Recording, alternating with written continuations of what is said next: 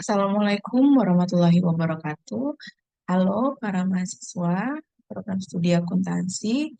Berjumpa kembali dalam mata kuliah audit dan asurans di pertemuan yang keempat. Di pertemuan kali ini kita akan membahas mengenai materi terkait tujuan audit dan asersi manajemen. Silakan disimak melalui video pembelajaran berikut.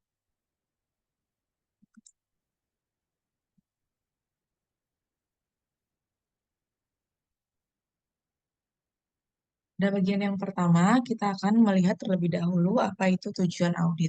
Nah, seperti yang sudah kita singgung pada pertemuan sebelumnya, tujuan umum audit atas laporan keuangan adalah untuk menyatakan suatu pendapat atau opini atas kewajaran laporan keuangan dalam semua hal yang material sesuai dengan prinsip akuntansi yang berlaku atau yang diterima umum di Indonesia.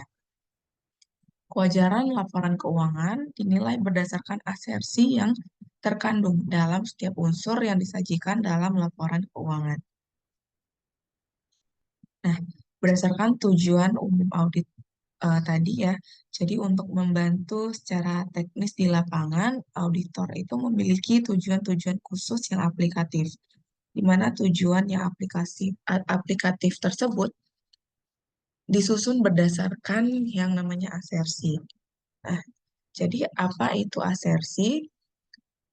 Asersi adalah pernyataan manajemen yang terkandung di dalam komponen laporan keuangan, di mana pernyataan tersebut dapat bersifat implisit atau eksplisit. Jadi asersi itu berkaitan dengan apa yang akan diaudit, maka tujuannya akan disesuaikan berdasarkan asersi tersebut. Untuk contoh sederhananya terkait asersi manajemen, ya, misalnya pada perusahaan ABC di laporan keuangannya itu manajemen mencatat nilai persediaan sebesar 90 juta rupiah. Maka untuk yang pertama, asersi eksplisitnya, manajemen akan menyatakan bahwa persediaan benar-benar ada. Yang kedua, jumlah persediaan yang benar adalah sebesar 90 juta rupiah. Nah, untuk asersi yang implisit, manajemen akan menyatakan bahwa semua persediaan yang harus dilaporkan telah dimasukkan. Semua persediaan yang dilaporkan adalah milik perusahaan dan persediaan tersebut dapat digunakan untuk dijual. Nah, jadi berdasarkan data yang muncul di laporan keuangan ya atau setiap angka yang muncul itu merupakan asersi manajemen, yaitu asersi bagi manajemen yang menyatakan bahwa perusahaan itu benar-benar memiliki aset senilai tersebut atau perusahaan memperoleh pendapatan sesuai dengan nilai yang tercantum. Nah, itu yang dikatakan sebagai asersi manajemen. Nah, berdasarkan setiap akun-akun tersebut, secara implisit manajemen akan menyatakan beberapa hal. Berdasarkan asersi tersebutlah, auditor akan dapat menyusun tujuan yang lebih spesifik atau aplikatif yang menjadi panduan ketika auditor melakukan prosedur audit di lapangan.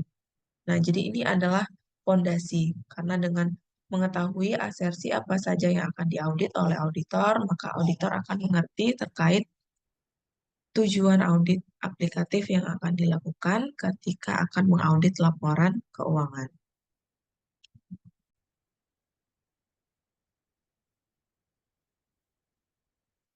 Nah, kita beralih ke pembahasan yang berikutnya. Jadi, asersi manajemen ini dapat kita klasifikasikan sebagai 5 asersi yang utama. Yang pertama adalah keberadaan atau keterjadian.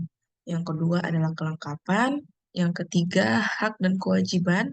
Yang keempat, penilaian. Yang kelima adalah penyajian dan pengungkapan.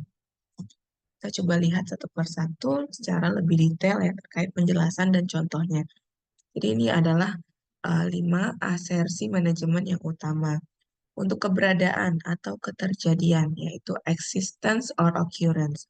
Penjelasannya ini adalah eh, manajemen itu akan menyatakan apakah aset, hutang, atau transaksi tersebut benar-benar ada dan benar-benar terjadi pada tanggal dan periode pelaporan.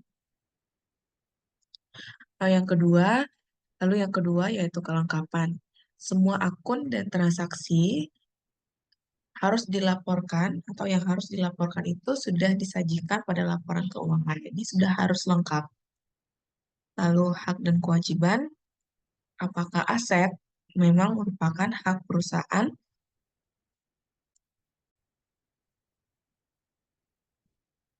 Kemudian untuk asersi yang keempat, penilaian atau alokasi berkaitan dengan pernyataan manajemen bahwa komponen laporan keuangan dan laba rugi sudah dicatat dengan nilai yang semestinya.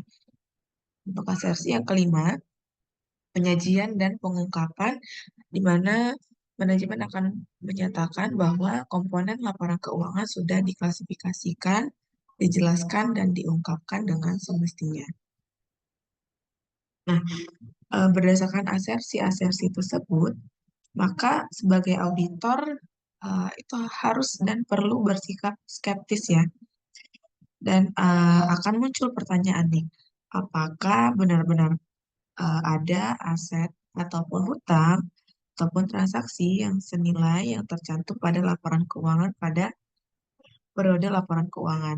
Jadi dengan panduan asersi, maka auditor dapat membuat pertanyaan, hal-hal apa yang ingin auditor ketahui ketika mengaudit laporan keuangan.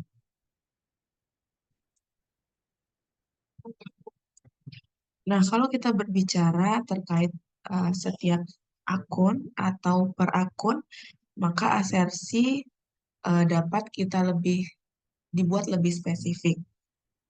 Nah, asersi manajemen yang spesifik ini akan berbeda sedikit ya dengan asersi yang utama. Untuk akun-akun yang bersifat transaksi, itu ada 5 asersinya, yaitu keterjadian, kelengkapan, akurasi, cut-off, dan klasifikasi. Nah, ini kan ada sedikit perbedaan ya. Untuk poin yang pertama itu hanya keterjadian.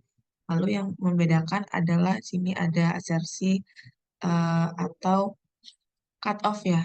Nah, terkait cut-off nih, apakah semua transaksi biaya dan pendapatan sudah dicatat pada periode yang benar ya. Jadi transaksi penjualan misalnya itu dicatat pada tanggal yang tepat.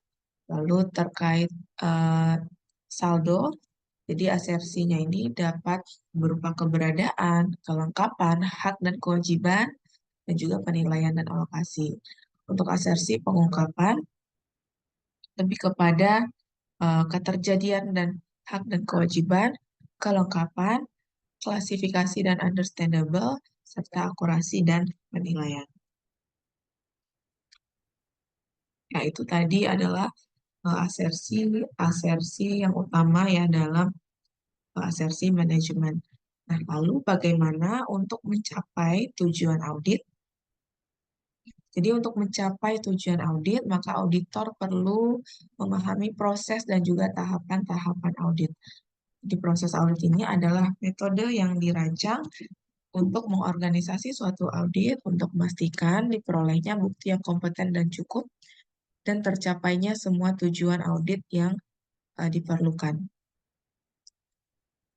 Jadi proses ataupun tahapan audit ini ada 4. Untuk tahap yang pertama dimulai dengan perencanaan dan perancangan suatu pendekatan audit, di mana auditor akan eh, melihat ya situasi dan kondisi bagaimana perusahaan yang diaudit atau bagaimana laporan keuangan yang akan diaudit. Jadi dibuat terlebih dahulu perencanaan dan perancangan untuk dirancang suatu pendekatan audit yang tepat.